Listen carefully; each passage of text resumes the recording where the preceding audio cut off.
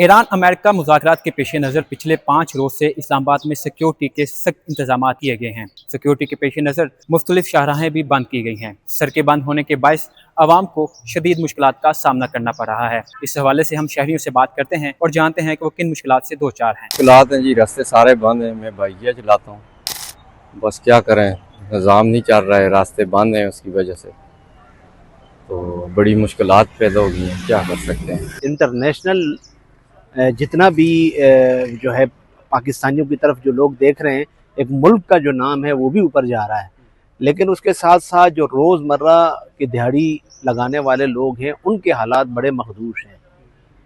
अब जैसे लगा लें इस दफ़ा 5 दिन हो गए हैं और 5 दिनों के गुजरने के बाद भी अब तक रोड खुले नहीं हैं। इस्लामाबाद के अवाम गोना गो मुश्किलात का शिकार हैं। पाकिस्तान की जो मज़ाफ़ात हैं, बर्मा टाउन, ग्रीन टाउन, त्रामबड़ी, चट्टा बख्तावर, 12 गाँव में जाने वाली हैं। और एक और चौंका देने वाली बात आपसे करूँ, इस वक्त फेडरल एजुकेशन बोर्ड के तहत एग्ज़ाम चल रहे हैं। टैक्सी ड्राइवर और बाइकिया वाले मासूम बच्चियों को जिस हद तक लूट रहे हैं,